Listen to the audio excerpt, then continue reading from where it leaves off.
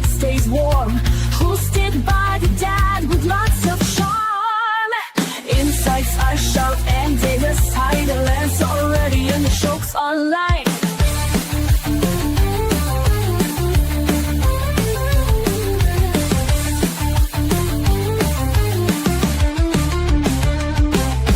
Hot takes, real talk, keeping it true. From high school halls to podcast cues, live a little, learn a lot. Turn it up, this show is hot. Grab your coffee and let's get into it. No filter, no fluff, just real talk. Let's do it. Ready or not, here we go. It's time for Muffman to start the show.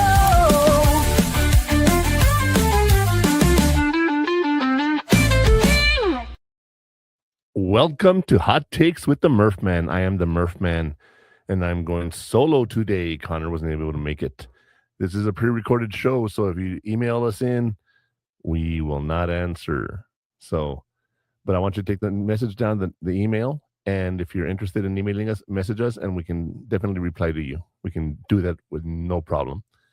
Now, before we go on and we get too busy, I want to go over some of our little quick rules that we have to go over. I am the Murph Man. This is my show. I am not an expert. I'm talking about my experiences, and both in life and at work. So I have actually been through a lot of different things, and I have tried a lot of this. So I want to share it with everybody so we can, talk about it. But I'm not an expert.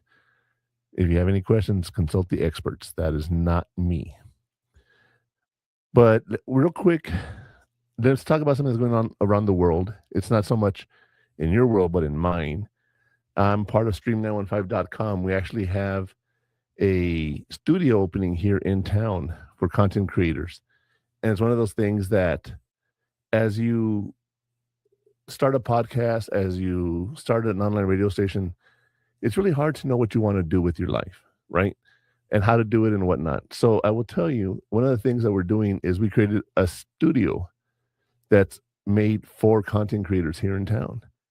And I'm also going to be doing a different podcast there called Vibes in the 915, which is basically a podcast about El Paso, specifically about El Paso. It's not scripted. It's real TV. People will come by and see us at the mall.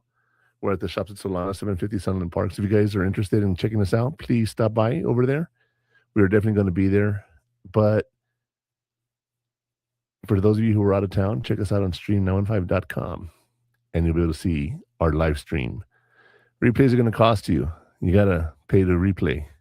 But if you catch us live, you can get us free. I think it's time we ignite the fuse.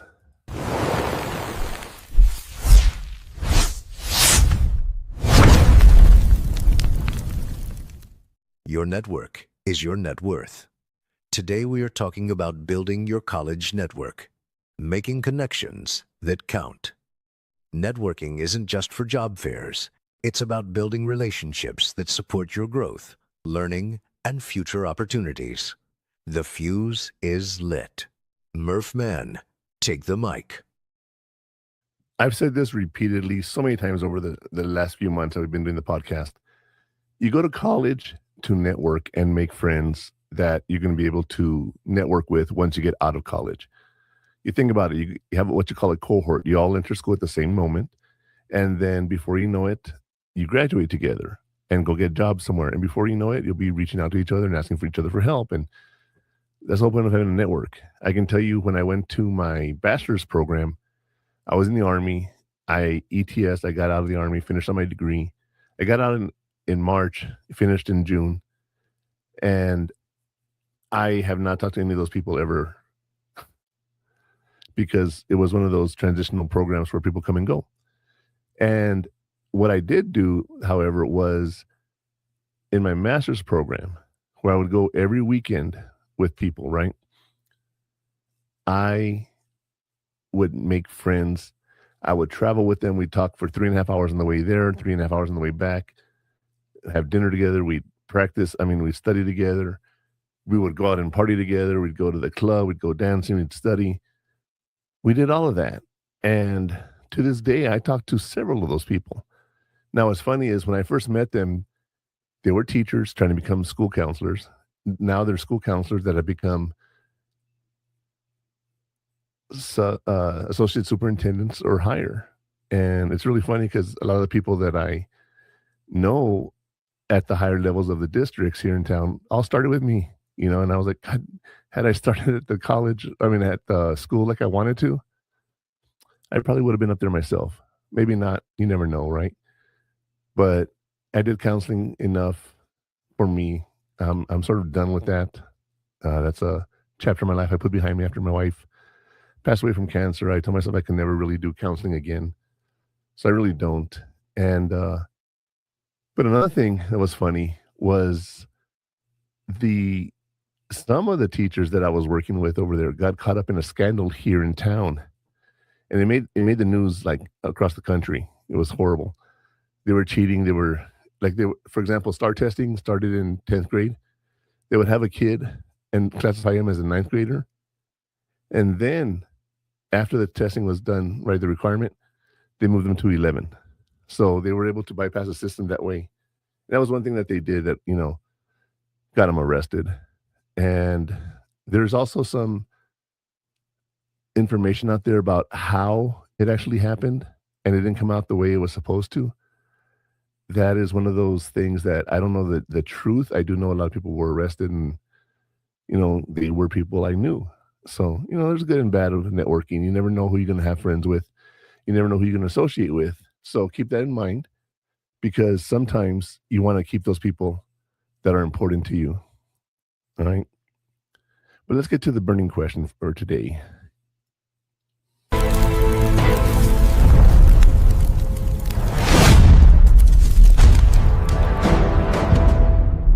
Today's burning question is, which of the following is the most effective way to build a meaningful network? A. Collect as many business cards as possible. B. Find one person whose work you genuinely admire and focus on asking 2 thoughtful questions. C. Only talk to people who work in your exact major. D. Add everyone you meet on LinkedIn without a note. The options are sizzling. Murphman, what is the real story?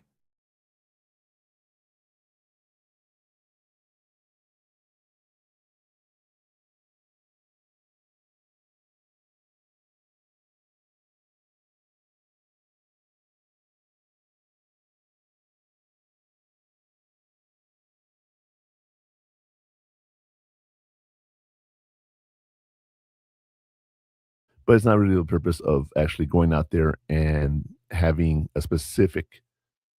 um, a specific reason to reach out to that person. So yeah, collect business cards. That's all fine and dandy, but make sure you get the ones who you really want to meet. But that's not the answer. You also want to find one person whose work you genuinely admire and focus on asking 2 thoughtful questions.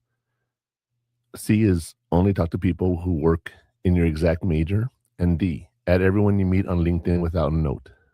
Well, first off, only talk to people who are in your exact major. That's a little stupid. You want to make friends with everybody. You want to network with as many people as you can. You don't want to be the only ones there. Okay. You have to make friends with other people outside of your network, because you never know who's going to cross paths with you. And of course, add everyone on LinkedIn. That's a technology we can all use. And I want you to keep that in mind.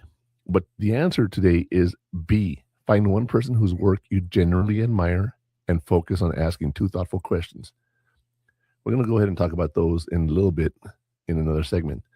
But right now, I want to tell you, we're going to hear today's hot take.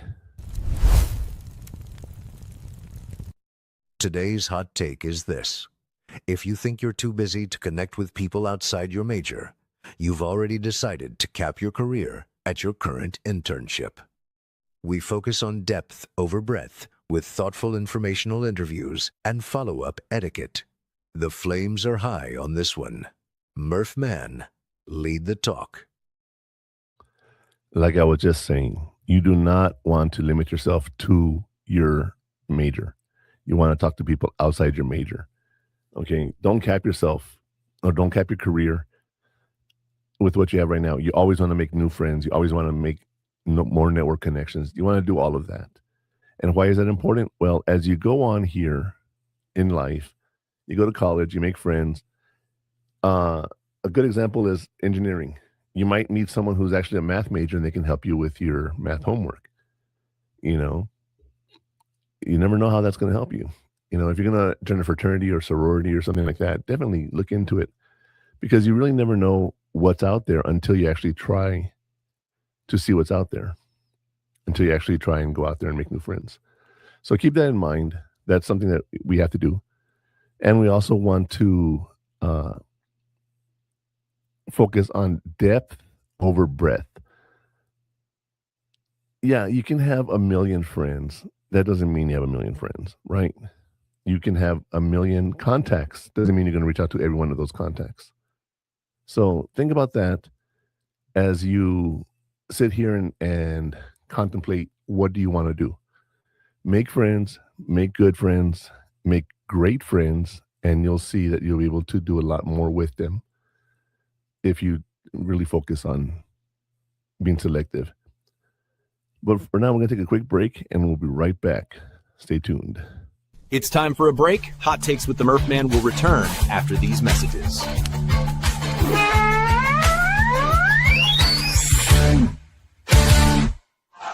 The station where our veterans' voices are heard, MBR Talk. Find us on the web at mbradio.us. According to the VA's suicide data report, an average of 22 veterans die by suicide every single day. This figure is a sobering reality and a crisis that demands our immediate attention and compassion. We must recognize and address the fact that every 24 hours, 22 veterans are losing their lives to suicide. The war doesn't always end when our veterans come home. The invisible wounds they carry, wounds that are real and heavy, require continuous support. No veteran should have to carry this burden alone. Many veterans experience stress and disconnection as they navigate life after service. But there is hope, there is help, and you are not alone in this fight. There's a vibrant community ready to support you, offering friendship, understanding, and shared experiences. You served your country, now let us serve you. Don't fight the toughest battle in silence. Your mission now is to reach out. Dial 988, then press 1. Text them at 838255. The Veterans Crisis Line is available 24/7. Every day, we save lives. Your life is invaluable, and your service is honored. Let's work together to make 22-0 again. No veteran should face their struggles alone. Together, we can ensure every veteran finds the support and hope they deserve. He gets help, but he still feels off. Sees an ad on the TV about a dog batting said, "This is a man's best friend." Whoa, so he goes one day and he picks it up. Never thought a dog could bring so much love and put a smile on his face. But he's finally found a saving grace. He needs help, but he don't know the path to take or the way to go to be free. Put his mind at ease. We will help, 'cause we can't stand to see a soldier go to God by their own hands. We will do everything we can to make 22-0 again.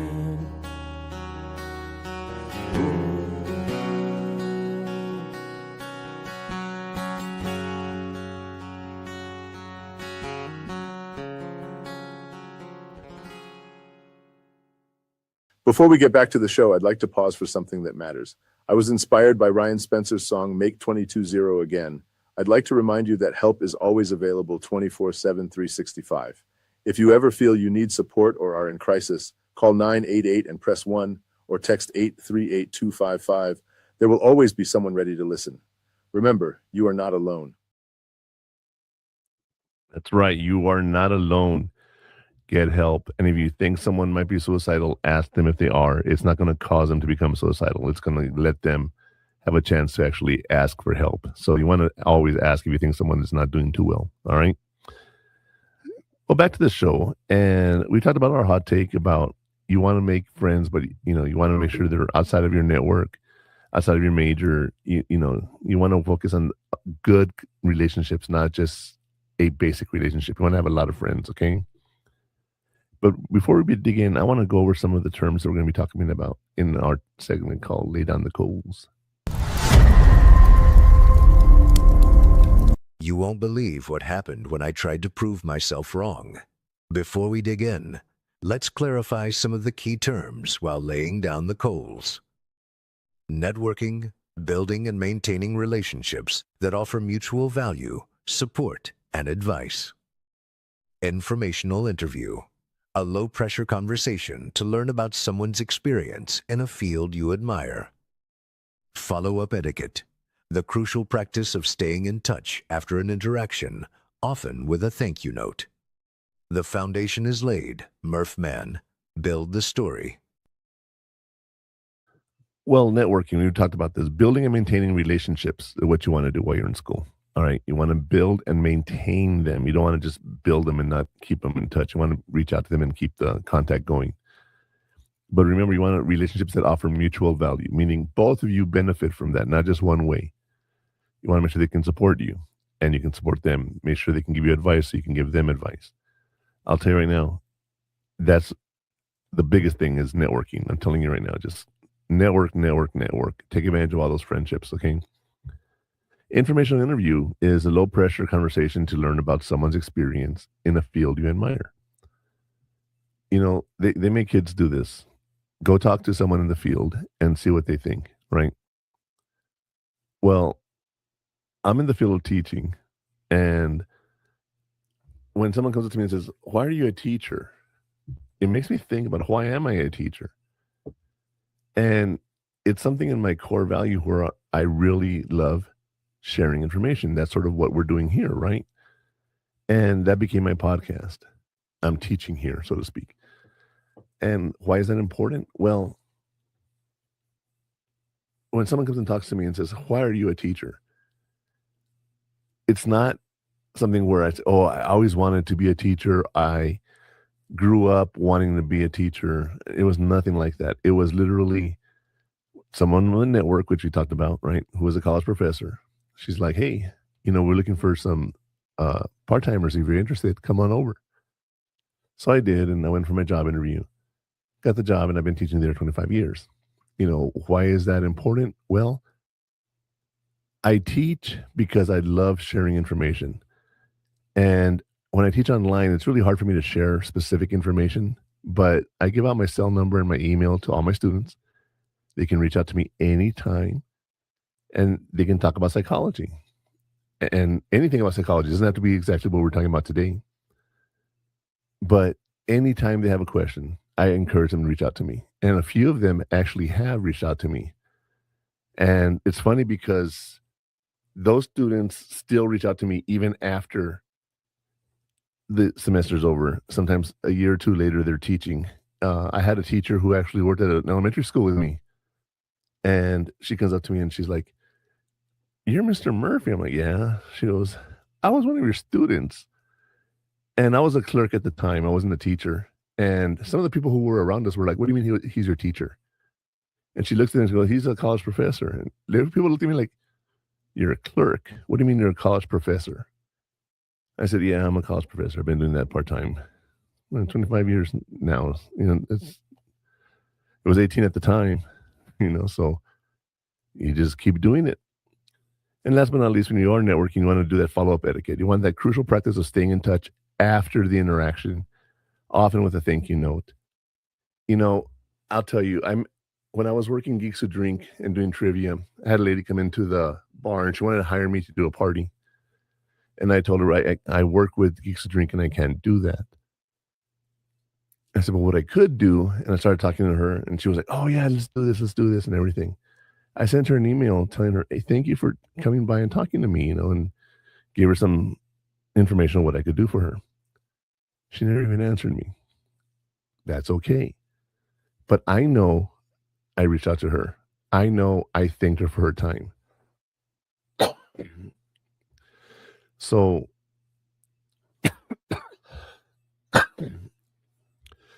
I know I thanked her for her time, and that's what matters to me. Okay. I'm telling you, you got to do it. I can tell you I've done it.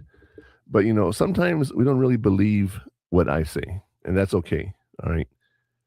But you do believe a story from the fire.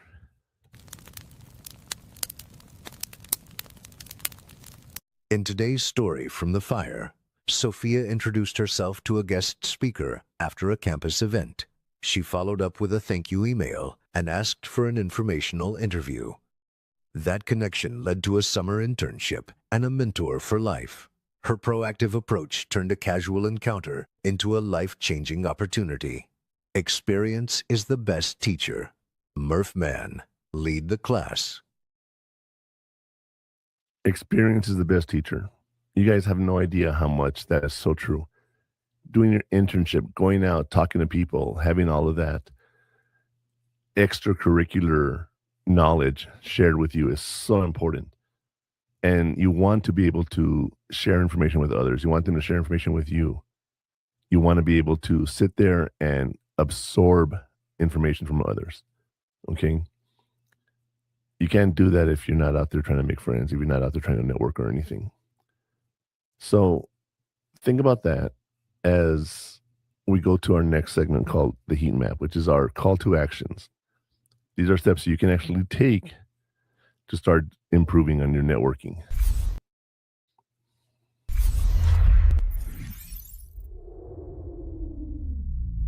The heat map will show you where to focus your efforts for the most impact.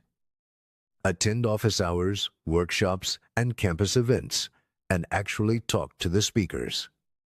Ask for informational interviews to gain insider knowledge. Keep a contact list with notes about your conversations to remember discussion points. Always follow up and respect the reciprocity boundary. The directions are ready. Murph Mann, walk us through them. All right, so we want to attend office hours, workshops, and campus events to actually talk to the speakers.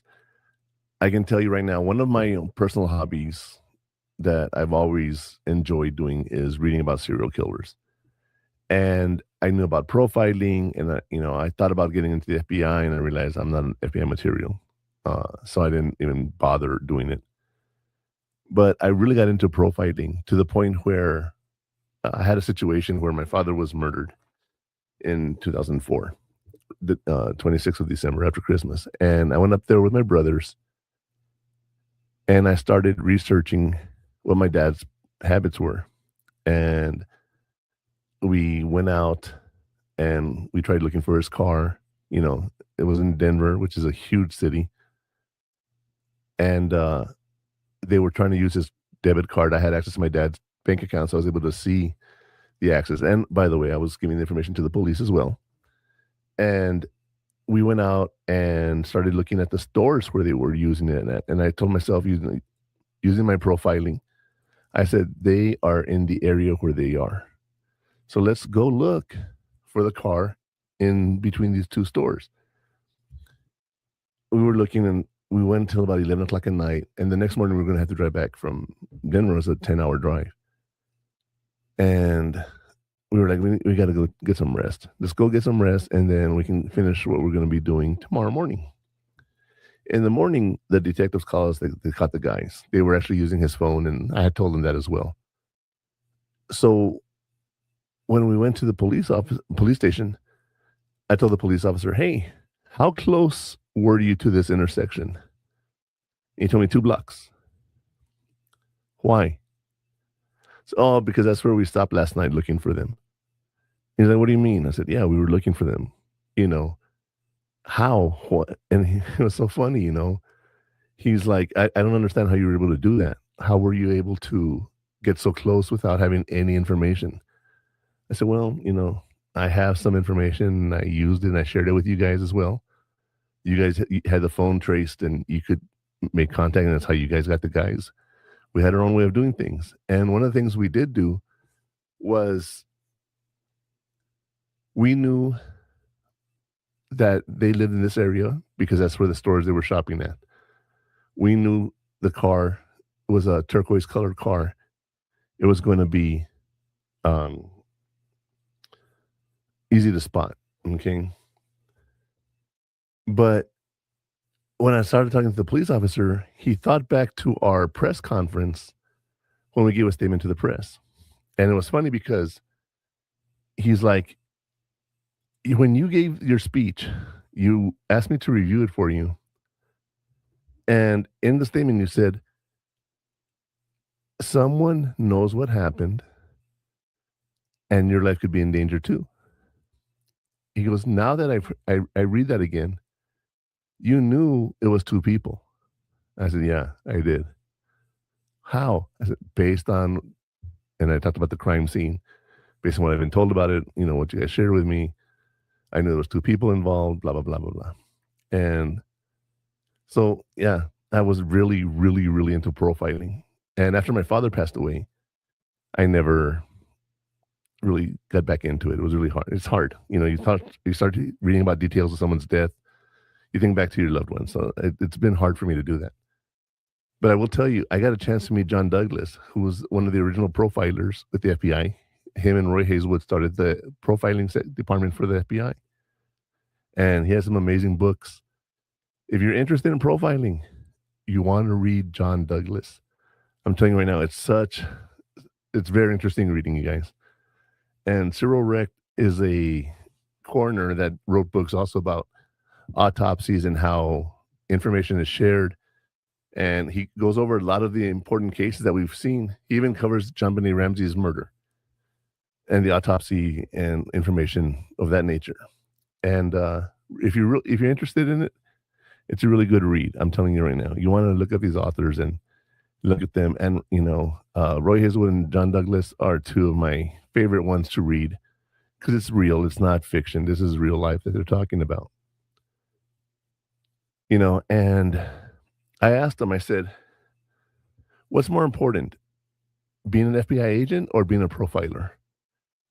And he says, well, you're always an FBI agent first. So no matter how good you are at profiling, you need to be an FBI agent first. So I'm not really one to go out and do the exercising and pass the test. So I said, that's not who I am. I think I would have done everything else except for the exercising. If they would have hired fat people, I'd be in the FBI right now. And the other thing is, earlier I mentioned you want to ask two questions. You want to ask the two questions that say, hey, what do I want to ask this person? And one of them was, what is the one skill or trait that you use every day in the role that wasn't listed in a job description? I'm a counselor. Your job is to talk to people. Your job is to answer problems, problem solve, crisis management, anything you can think of, right? But the one thing they don't talk about is documentation. How do you document a session? And it was funny because when I started working, my boss gave me the files. She said, all right, go see some clients, come back, and we'll talk about how you do the notes. So I wrote my notes, and I told her I have a very narrative way of writing. I say, this happened, and then I told the kid this, and then he said this, and mom said this, and, and I make a story. And she's like, okay, that works because it covers all the details. We didn't use what they call a SOAP note. Subjective, objective, assessment, and plan. We did those things, but we didn't actually use the term SOAP. And documentation was probably the hardest thing that we had to keep up with. When you see a counselor, they give you an hour session, they ended at 45 to 50 minutes because that is 10 minutes for documentation. Just so you know, you're not going to get a full hour. You're going to get 50 minutes. That's a full hour for counseling. And you have to document. That's probably the one thing that we learned that's not in a job description. It says it will document, but you don't really understand what that means until you're actually doing it. No amount of schooling will prep you for that. You just have to learn that one on the job. And then the next question you want to ask is the future proofing question. If you were starting in this industry today, what is the first thing you would learn to stay ahead of AI and automation? Well, I'll tell you right now, loving AI, I've been doing a lot of things with AI, and you need to learn it. You need to learn how to do prompting. That's the hardest thing. I have a friend of mine, Javi. You guys have met him. He's been on the show a couple times. Javi is like, you need to use N8N. I'm like, okay. So I went to him. Like, I don't understand this. It's, could I learn it? Yeah. It's more coding related than process related and prompting. Could I learn it? Yeah. Do I want to? Not really. Do I need to? Not really. But you know what? It's still in the back of my mind. So I still have that cybersecurity I want to get trained in. I still have that prompting and AI training that I want to do. So let's see how that goes. But right now, I want to go ahead and take a quick break. And when we come back, we will talk about those pitfalls that you'll have so you can avoid them, and also have your heat shield so that you're prepared for those pitfalls. You don't get burned. And then we have our afterburn section where you can ask yourself reflective questions. And then before you know it, we'll be getting to the digital inferno, where we talk about technology in my favorite section. Stay tuned. It's time for a break. Hot Takes with the Murph Man will return after these messages.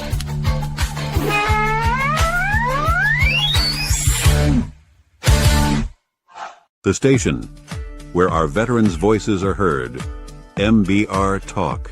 Hey, thanks for supporting our channel by watching and listening. Find us on the web at mbradio.net.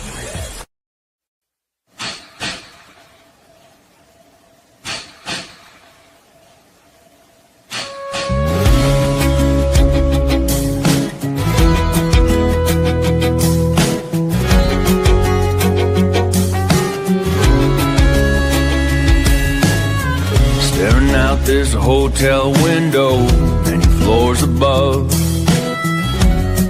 What's missing down there is love. Thinking through the smoke that fills my mind.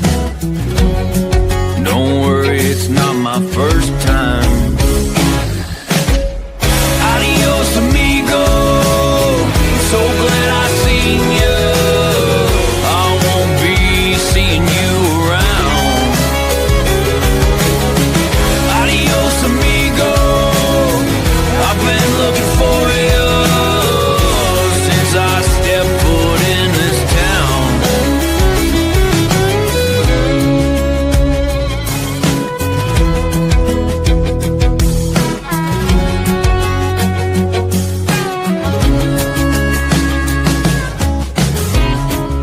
It's all inside, heaven and hell.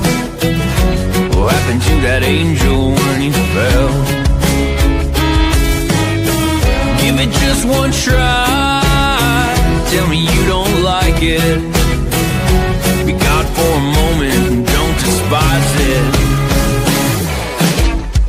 Adios, amigo. So glad I seen you. I won't be seeing you around. Adios, amigo.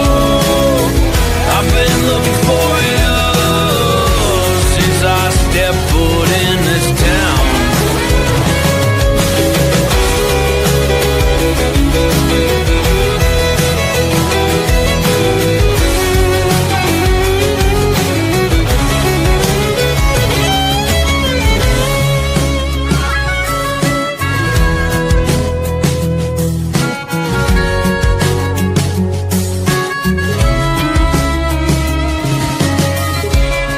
Step outside and breathe. Play a little in the street. Hope it's not me they're sending. Move one from over there. Get the kids a little scared. Oh, these fences, they need mending. Adios, amigo. So glad I see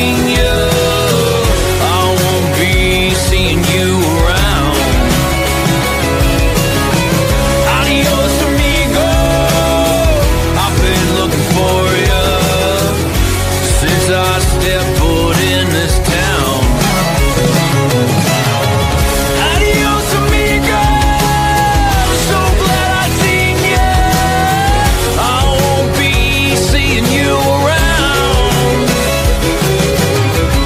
Adios, amigo. I've been looking for ya since I stepped foot in this town.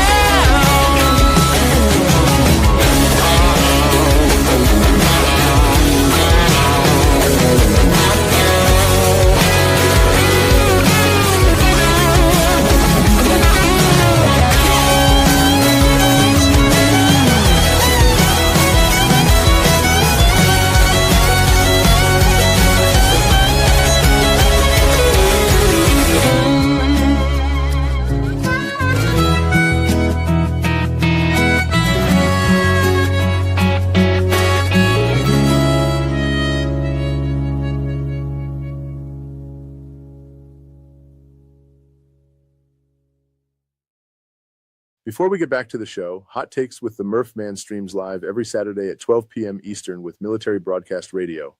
At mbradio.us, we give veterans a voice and help them launch their own podcasts. Make sure to visit purehottakes.com for all my socials and links to our premium content. All right, that's right. Military Broadcast Radio. Look us up at mbradio.us. I'll tell you what, when I first started doing the podcast, I did not know what I was doing, okay? And some of you might think I still don't know what I'm doing. But we have a process of how to do a podcast. And I never knew this, right? I thought you just get in here and start talking like a Zoom call.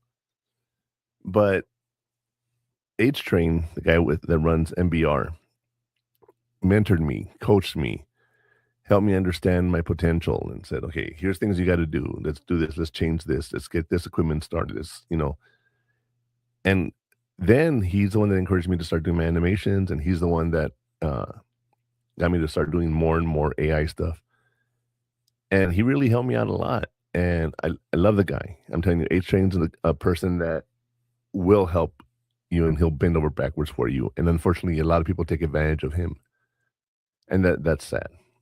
But I will tell you this, MBR, you can find us on Roku, Military Broadcast Radio.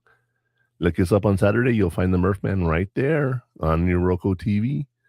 So think about that and go out and check out Military Broadcast Radio, mbradio.us, for a schedule of all the other veterans that are doing their shows as well. All right, so we talked about the heat map. I'm sorry. We did not talk about the heat map. Hold on. I am so sorry about this. Give me a sec.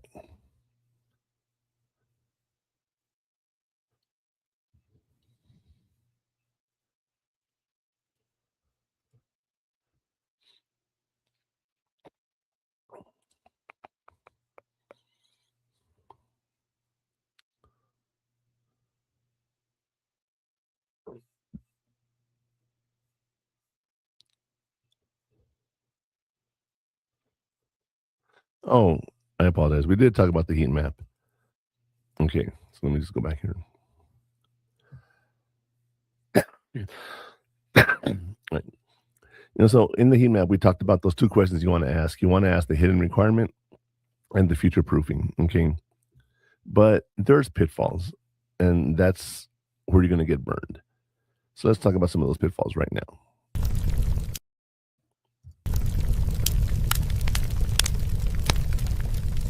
It's always about the agenda, okay? Let's talk about where you'll get burned. These are some common pitfalls. Only networking when you need something. Build relationships before the need arises. Keeping your head down, visibility matters, and show up to connect. Treating it like a transaction, be curious, not calculating, to build genuine relationships. The burn risk is high. Murph Man, explain the safety measures. All right, so networking only when you need something will burn bridges. You don't want to do that. You want to have the ability to ask for help and, have a relationship with a person other than just that moment of crisis. You want to keep your head down, or do you want to keep it up? Well, let me tell you, keeping your head down does nothing for you, except if, they tell people in the military, never volunteer for anything. And I disagree with that, me personally. I will tell you, when I was in AIT, I got to Fort Sam Houston, and I had a drill sergeant there that needed us to redo all of the the wall lockers. And they were old World War II metal wall lockers that we hated, right? So they said, we're gonna get more better quality, we're gonna get bigger ones and all that stuff. So we had to destroy all the metal ones and build all the new ones. And I was there probably about 2.5 weeks, and we got everything done in those 2.5 weeks. The crew that I had, I was leading everybody and whatnot, we worked hard. We worked hard, but we also didn't have to work late or anything. We worked at our own pace, and we got everything done. Well, fast forward a couple of weeks, school started, and the drill sergeant asked for a volunteer. And then he goes, "Hey, Murphy, you haven't volunteered for anything." And in my head, I was like, yes, OB. Like, really? After all that work you put us through, you're going to say I didn't volunteer? Hell no, I haven't volunteered. He goes, "Who else hasn't volunteered?" And I thought about it. I said, why is he singling me out? I didn't take it personally. I was like, there's a reason he's pointing me out. So I said, okay. I said, well, I know he hasn't. I know, and I picked a few of my close friends that hadn't volunteered either. And they were like, what are you doing? And I'm like, I know this drill sergeant already. I got to know him in a few weeks. Well, they made us become casualties for training, and our job was to lay down for 8 hours at a time and be patient. And that's all we had to do. And literally had nothing to do for 3 or 4 days. And we got to go to the OCS course, which is Officer Candidate School. And we got to eat their food. And, it was a little mini vacation for us. So afterwards, I told my drill sergeant, thank you. Well, I started in September. Come Christmas, well, let me back up a little bit. When I was in the Army the first time going to the reserves, I was in Fort Belvoir, Virginia, and it was my first time away from home, and I had to come home for Christmas, and it was the stupidest thing I ever did. I said, I'm never going to do that again. Because I got away from the training mentality, I got away from the exercise mentality. It was horrible. So this time around, when I went active duty and I'm in Fort Sam, I was like, no, I'm good. I'm not going to go on vacation. And, and the drill sergeant was like, we want everyone out of here. And I'm like, I'm sorry, dude, but I'm not going. And there was like maybe 5 of us that didn't go. Well, lo and behold, the United States attacks Panama, or invades Panama. We didn't attack them. We invaded them to try to get Muammar Gaddafi.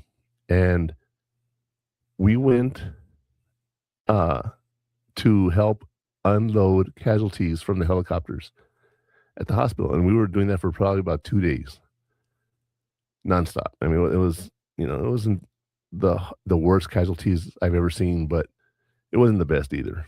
So we had these situations where we're helping them out and everything. And again, we go back to volunteering, right? After we're done with those 2 days, you got to think about the way the calendar worked. It was a 2 days, and then Christmas was coming. And my drill sergeant said, why don't you go home for the holidays? I said, no, I don't want to use any of my leave or my vacation time. I'm good here. Well, he's like, no, you're leaving. You're going to be out for 5 days. I'm like, but I don't want to use my vacation time. He goes, we're not using your vacation time. He goes, that in the weekends, you get a whole week off as a thank you for helping out with those casualties. So I got on a plane and we came to El Paso, and I spent the holidays here with my family, and I went back, and I've had some really good experiences volunteering for stuff. They have the whole thing about being voluntold, right? They tell you you're going to have to do this whether you want to or not. But I always look at that as a chance to do something different than your normal job. And if it's not adding on to your job, then, you're okay. You're okay with that. But you don't want to worry about that so much. Just volunteer, get to know people, do new tasks. You never know what you're going to use down the road. Okay, I can tell you, learning behind the scenes stuff as a counselor, I learned how to do a lot of really good soldiering stuff. And I was able to get the expert medical badge, which is the highest failure rate, including airborne and Army Rangers. Oh my God. The repellers. I'm trying to think what their name is. I'm drawing a complete blank here. I call them a dope on a rope because they, it's like on the rope. And I know it's not what they're doing. But, well, yeah. So they go to jump school. They become airborne. And I got to look up this. It's going to kill me if I don't know what this is.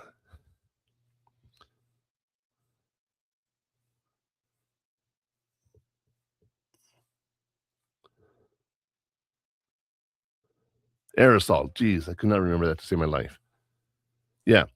So, expert field medical badge, EFMB, was the hardest course that you can take. Has the highest failure rate, 90 to 95%. And I got that.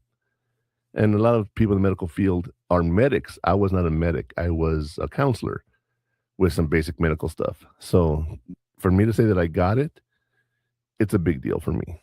It is a very big deal. And that's one of my best accomplishments, that I got that badge. And I'm happy for that. And again, that was something you had to volunteer for. Well, they would send you automatically, but if you volunteered, then, you could volunteer. So some people didn't have to be voluntold. But anyway, also, don't keep your head down. Like I said, you want to go out there and you want to make yourself known, and don't treat it like a transaction. Be curious, not calculating, and build a genuine relationship. You want to go out there and make friends, network, and see what else is out there for you, right? So those are the pitfalls you'll have. Is you only network when you need it, you keep your head down, or you treat it like a transaction. So how are we going to prevent that? Let's talk about that in our heat shields for today.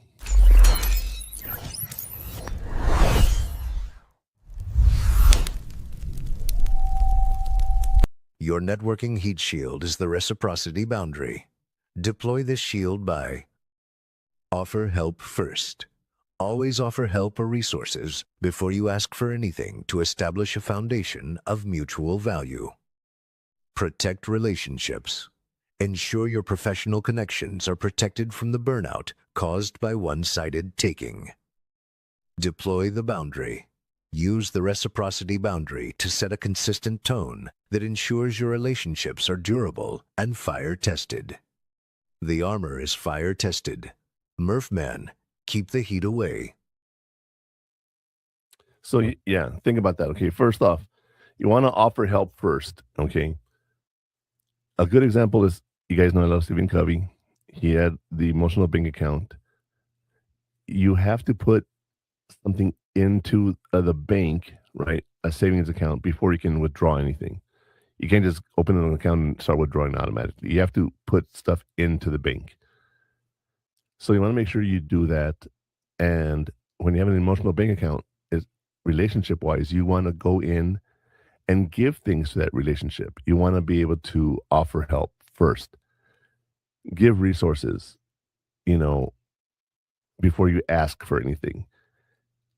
Do something for someone else before you ask them for anything. Most important thing I'm going to teach you guys today is that you got to put into a relationship before you take out. And sometimes you can have a situation like a trust issue develops. That trust issue is, you lose your trust on that person, you never, ever will recover from that. So no matter how much money you have in the bank, sometimes you just overdraw and you're not going to be able to recover from that. You also want to protect your relationships and make sure it's not only one-sided to prevent burnout.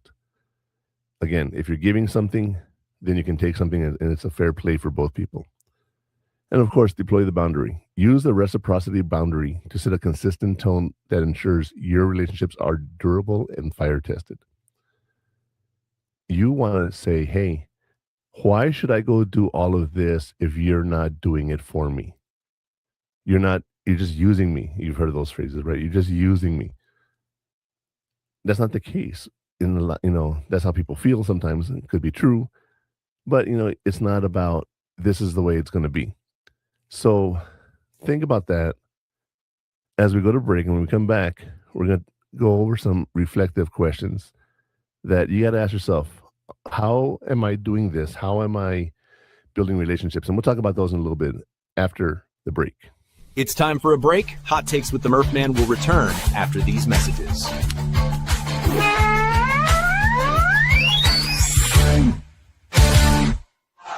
The station where our veterans' voices are heard. MBR Talk. Find us on the web at mbradio.us.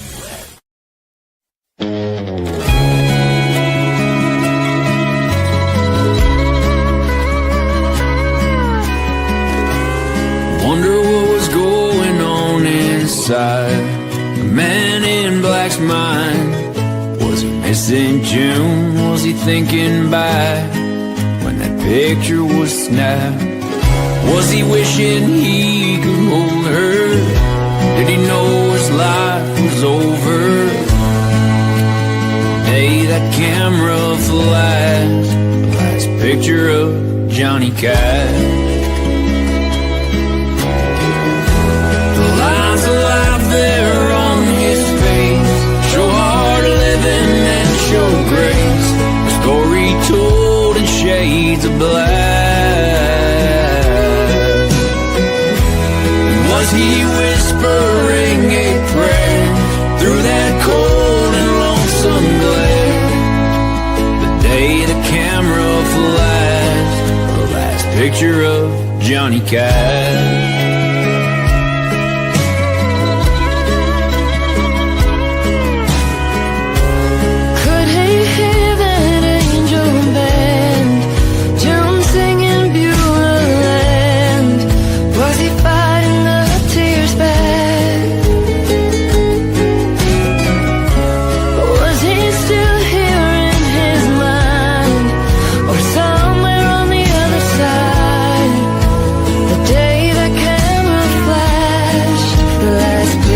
Johnny Cash. The lines of life there on his face show hard living and show grace. A story told in shades of black. Was he whispering a prayer through that cold and lonesome glare? The day the camera flashed the last picture of Johnny Cash.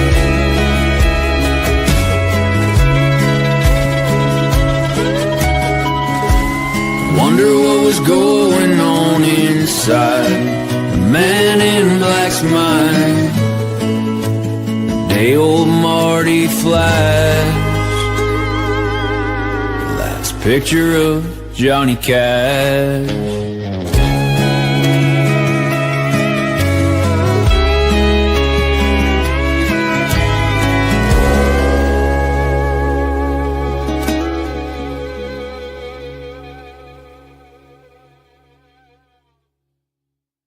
Before we get back to the show, remember that Hot Takes with the Murph Man is partnered with Stream915.com, the place for premium content you won't find in the live podcast or on socials. Visit purehottakes.com to connect on socials and unlock your discount link to Stream915.com. Remember, tomorrow, Stream 915 Studios is having their grand opening at the Shops of Solana, 750 Sunland Park. We are on the low level of the food court right near the elevator. Come by and check us out. Grand opening at 11. Yours truly will be there, as well as other content partners with Stream 915. And some of us are going to be dressed up in costumes. You want to know what I'm going to dress up as? You got to show up if you want to know. All right. So let's look back on today's episode and ask ourselves those reflecting questions in the afterburn.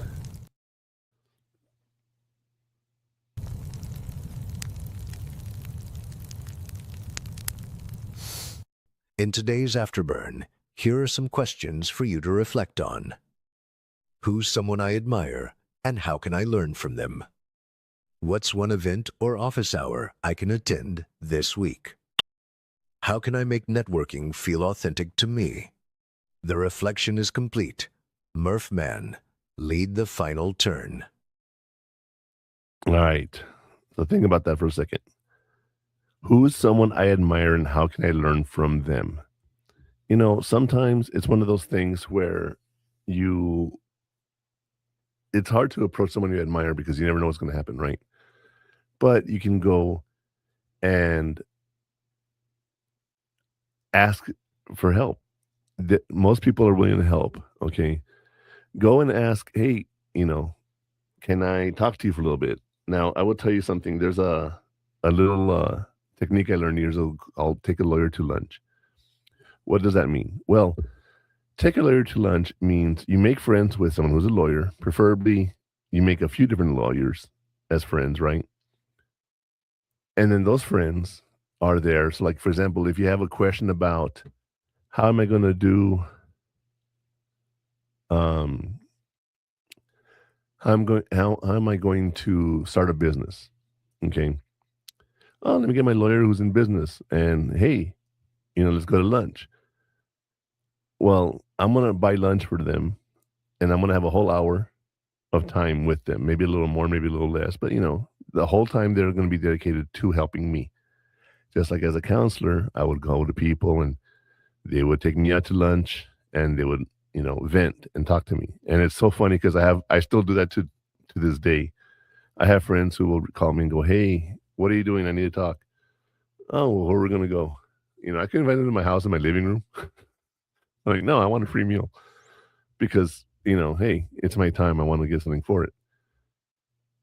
So take a lawyer to lunch is the phrase of, hey, you want to make friends with people who are going to be doing things, right? So the more you network, the more friends you have, the more you can take them out to lunch. Another thing is, what is one event or office hour I can attend this week? Ask yourself, what options do I have? Okay, what can I do? Where can I go? What's going on, right? Those things are so, so important. And last but not least is, how can I make networking feel authentic to me? By being genuine.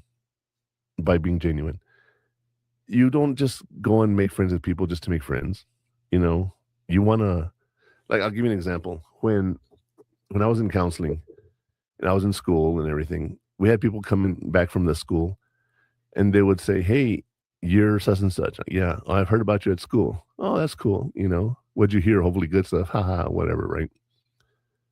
Hey, I heard that you're really good dealing with this specific issue. I said, yeah, could I take some time to talk to you about that? Of course. It's my favorite subject to talk about when I have time. All right. So again, we go back to take a lawyer to lunch. You want to take me out to eat? You got my undivided attention. All right. Yeah, my undivided attention, and you can ask me anything you want to know about. And that's what makes it so funny is, as you're doing this, you don't realize how many people you can network with. And when you're helping people out, they help you back. And the reciprocity, you guys, is so, so important. You don't understand how important it is. Going out and making those friends is something that you want to really think about, because you're sitting there and you're asking yourself, okay, what am I doing in this relationship? What am I getting out of this? What am I giving to this relationship? Hopefully you're giving more than you're getting. If you're doing everything right, that's the way it should be. Every now and then, it'll be the other way around. They'll give more than you're giving. Don't worry about that. It evens out in the end, But think about those 3 questions in the segment of the Afterburn. And I want to talk about the Digital Inferno, where we're going to talk about some technology things you can use that will help you network. And we'll take a quick break again. We'll be right back. It's time for a break. Hot Takes with the Murph Man will return after these messages.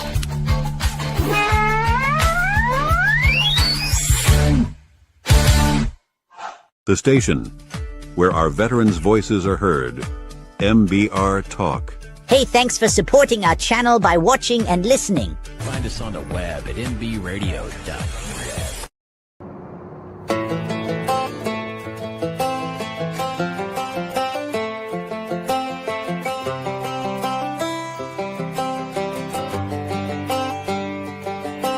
It's the guts and it's the glory. 100 stripes, 100 stories. It's the Pledge of Allegiance on the 4th of July.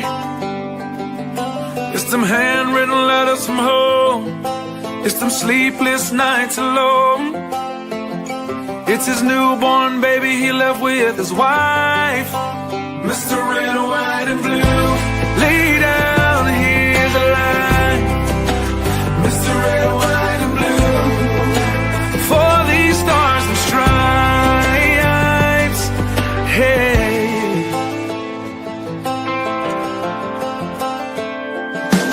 From the fields of Indiana to the swamps of Louisiana, to the golden coast of California, Uncle Sam's the only family he's got.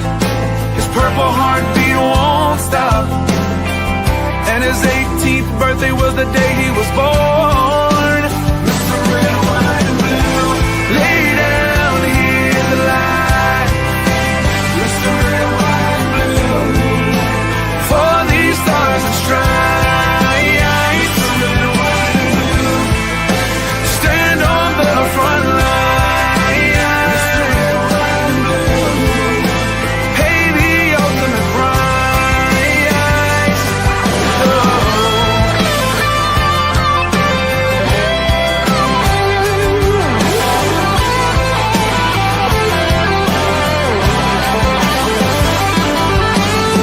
He was the man of the house when he was born. His family is proud but torn. If you knew him, you would understand. He was raised on how to be brave, just to see the flag still wave.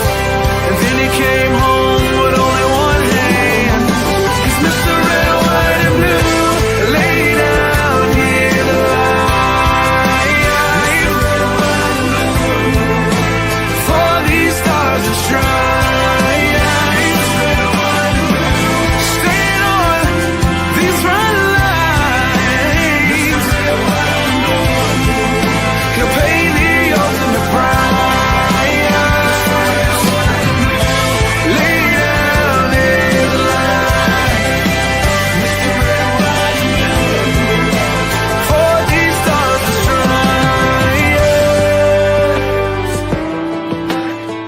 March in line, march in line.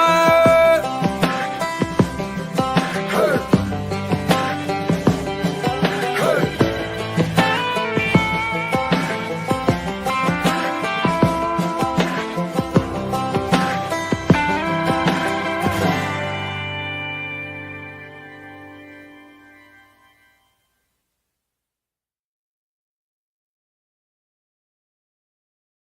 Before we wrap up, here's a reminder. Hot Takes with the Murph Man streams live every Saturday at 12 p.m. Eastern with Military Broadcast Radio. At mbradio.us, we give veterans a voice and help them launch their own podcasts. Hot Takes with the Murph Man is partnered with Squad 915 Studios, the place for premium content you won't find in the live podcast or on socials. At stream915.com, we are a local platform made for El Paso with content exclusively created by El Pasoans. Check it out. It is free to create an account. Visit purehottakes.com to connect on socials and unlock your discount link to stream915.com. Stream 915 Studios, you guys. Got to check it out. We have so much content coming out there. We're going to have a grand opening on Saturday. It's going to be a lot of fun. Tomorrow, I should say Saturday, tomorrow morning at 11. All right. So if you guys want to do that, see you there at the Shasta Solana. We're 750 Solana Park Mall. If you're not in El Paso, check us out on live stream at stream915.com. You can check out the live stream of us actually doing that. All right, go to our socials, stream915.com on any social, and click the link tree, and you'll find the link for everything that you need there. All right, so now we get into the nitty-gritty where I love to talk about the digital inferno. So let's do that real quick.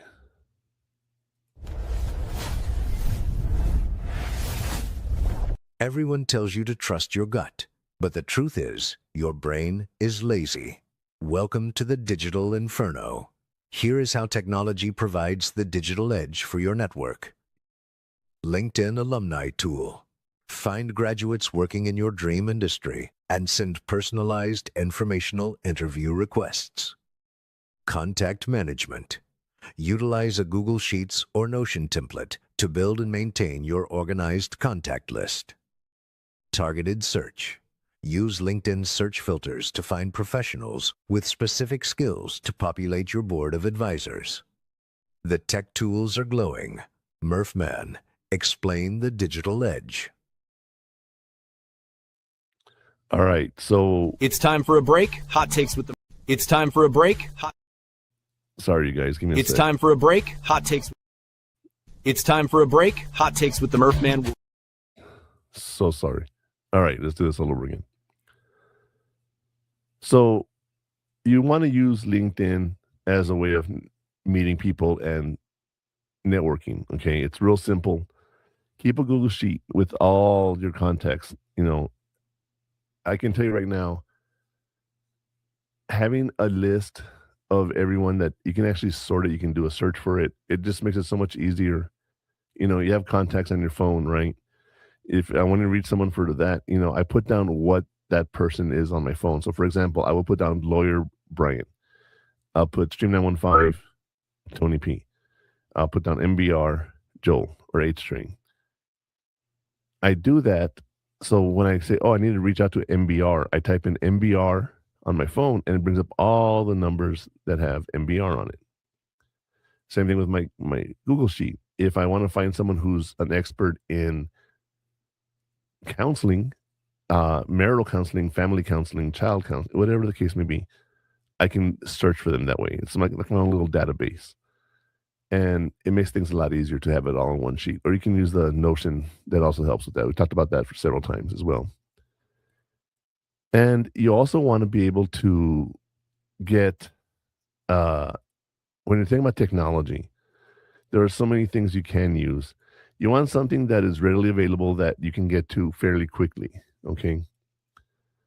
And you want to build a community and not just contacts. You want to have friends you can reach out to. You want to have friends that know what's going on with you. You want to have friends that you can turn to in times of need, okay? That's the most important thing, is as you're looking at all of this stuff, understand that you're spending time building a life and you need support from friends and family. You know, that support is so important. As a counselor, I can tell you right now, there's been some times where I've had situations that were like horrible. And you know, every now and then I would text my boss and be like, "Hey, can I call you? I need to talk to you before I get home because this is just a horrible situation." And she would tell me, and she'd always say, "How does this happen to you? Like all these crazy things." I'm like, "It just does. It's the kind of people that get sent to me, you know." And there's a few stories, but one of them that I thought was so funny. It wasn't funny because it was real life and death for this kid. But the father found 4 bricks of marijuana and he flushed them down the toilet. And his kid was suicidal. He was like, "I'm going to kill myself because like I owe money to the gang." And the father's like, "It's just marijuana. Just, you know, don't worry about it." Not understanding that flushing down the bricks, he probably flushed about $10,000 of marijuana away after all said and done. And that kid was having to pay that money back. And, you know, either you pay it or you die. And that's not funny, okay? But I said, one of the only things you can do here is you can become a state's witness and enter the witness protection program. And he's like, "Oh my God." So I call the FBI, right? And they send FBI agents to come talk to me. I forget to tell my boss the FBI is coming to talk to me, right? The FBI walks in, "We're here to see Sean Murphy." And they're like, "Who? Who are you?" And he's like, "FBI." So my secretary's like, "Let me get him for you," you know? And she goes tells my boss, "FBI's here for Sean." And I wasn't there, so my secretary called me and said, "Hey, the FBI's here to see you." I said, "Yeah, I'm just 2 minutes away. They got there early." And my boss calls me, and she's like, "Why is the FBI here?" I'm like, "Don't worry, it's nothing to do with work per se." And I didn't want to go on and tell everybody this kid was going to enter witness protection or whatever they decided to do with him. They showed up at the El Paso Police Department. It was horrible. It's got so out of hand. Anyway, years later, I have a kid who was kidnapped and held against her will in Juarez for about 2 weeks.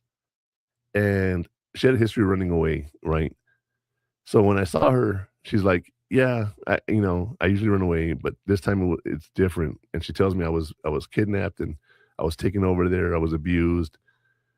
And I'm like, "Oh, this is human trafficking." So there I go, calling the FBI again, right? And the FBI shows up, and this time a detective shows up for the police department. He goes, "Wait a minute, I remember you. You're the guy with the marijuana." I'm like, "Yeah, that was me." And we started talking about that kid, and apparently he has some really good information, and he gave up information, right? But the FBI came to the office again, and my boss says, "Sean, I've worked here 15, 20 years, whatever it was at the time. I've had the FBI here 3 times.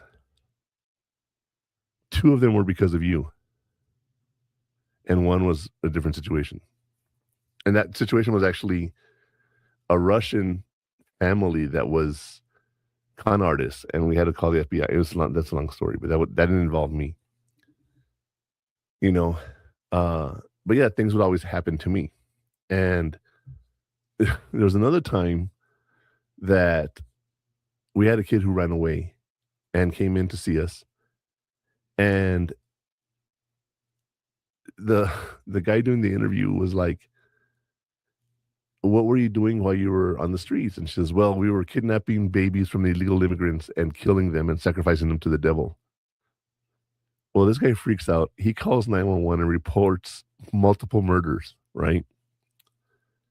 And I walk out of my office, and he's there, and my secretary's crying. And I'm like, what's going on? And he tells me, "This girl has been out there killing babies." I'm like, "What?" And he's like, "Yeah, she's been killing babies." I was like, "Are you stupid? Like, you don't think that this would have made the news that babies were being kidnapped, right?" And I call 911. I'm like, "You can cancel everything." I said, "There is no multiple murders here." As I'll explain it to the officer when he gets here. So the first officer gets there, asks for me, pulls me aside, and I tell him how stupid this situation was. And he was like, "Okay, this wasn't supposed to happen. All right. It was misinterpreted, whatever. But I want you to picture like the entire city was responding to the shelter because of this idiot." And I will call him out on this every time. I will never say his name. I will call him out on this every time because it was the stupidest decision he's ever made, in my opinion. And after that, I lost all respect for him, and he knows that. He knows where I stand with him. But when you're looking at all these situations that happen to us, having that network of family and friends you can reach out to and talk to and get advice from is very important. Because as you're doing that, right, you have someone to turn to. You're not alone. If you're a counselor, you talk to your family about situations. You don't want to burden your wife with certain things. You don't want to tell them all the details, that you hear about every day. So it's good to have someone you can turn to and talk to. Build that network, make some friends, and use technology. COVID hit, and we did not have a way to socially interact. So we would all get on Zoom calls, right? That's how Zoom started. I had not heard of Zoom until COVID. I don't even know if it was around before COVID. I don't know if it was because of COVID it came around. But now, I teach online. I do everything online. And like I'm talking to you right now online, it's just the technology is there to have relationships with people, even if you cannot be in person. Yeah, we used to have phones, right? We could call anybody we want. Now we text them. No one ever talks on the phone, right? You need to have that human interaction. You want to talk to people face to face, have a network of people you can call, talk to people. Today I had a little crisis situation. I reached out to 2 of my friends. I said, "I need to talk to both of you because I need to give you advice. I need advice from both of you for different situations, different portions of it, right? And they called me and we talked and I vented and everybody was happy, you know. But having those people there to help me is so important. And I know they're there for me. And they know I'm there for them. So keep that in mind, all right? But I'll tell you what, before we wrap up, I want to go over the final burn real quick here. And let's hear what that is for today.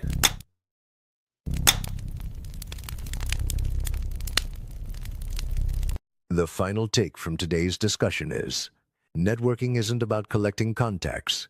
It's about building community. Be curious, be kind, and follow up. The last word is out. Murphman, sign it off.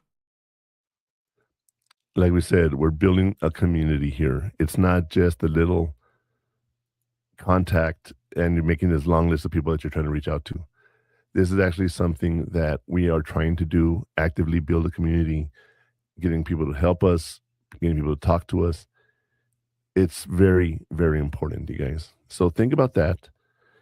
And if you have any email questions, feel free to email me. I'd be happy to answer those questions and we can talk about it next week. Now, I will tell you this. Next week, we're going to be doing some changes here. So we're going to be recording again. Tomorrow, this is going to be a recorded show because we're going to be out there at the Shops at Solana doing the grand opening of the Stream 915 studios. But we're going to be remodeling the studio. You guys know we put it up and we're not exactly happy with the way it is right now. Like, for example, behind me is just a black wall. We want to put some color. We want to do something with it. So the next couple of weeks might be a pre-recorded show. We don't know yet. It depends on how much we can get done. But I'll tell you real quick. Episode 33, which is next week, is resilience and adaptability, the learnable skills for navigating challenges. And I'll tell you right now that that's something that we definitely need to talk about. Episode 34 is going to be a digital life balance. Digital detox is so important, guys. Like this week, I was spring break. I went away for a staycation, hung around with the friends, and just rested. I did not do anything. And I was hardly on my phone. You know, I had friends starting to reach out to me and I wasn't on my phone. And just, hey, I took a break. Episode 35, managing college stress and burnout. Yeah, that's going to be Connor's 1.5 weeks left before, 1.5 months before school ends, or about a month. And yeah, we're going to be talking about that for sure.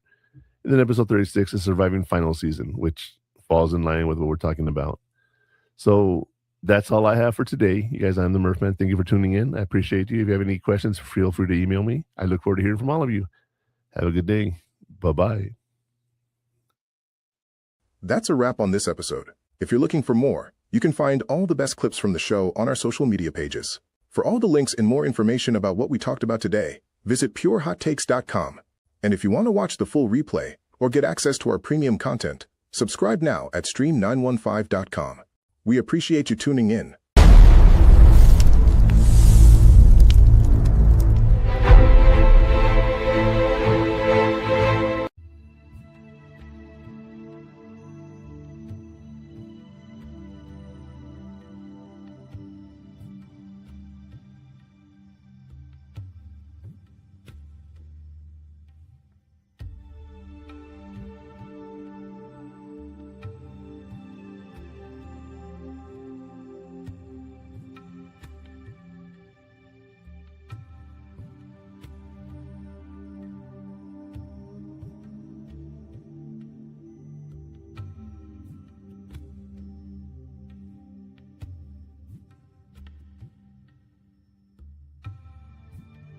Ladies and gentlemen, thank you for tuning in to Military Broadcast Radio.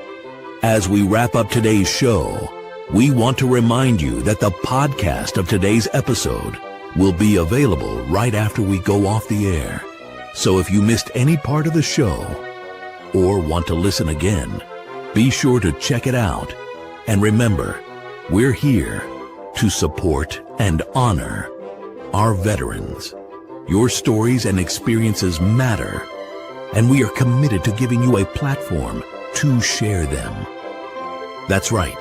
We're here to give our veterans a voice.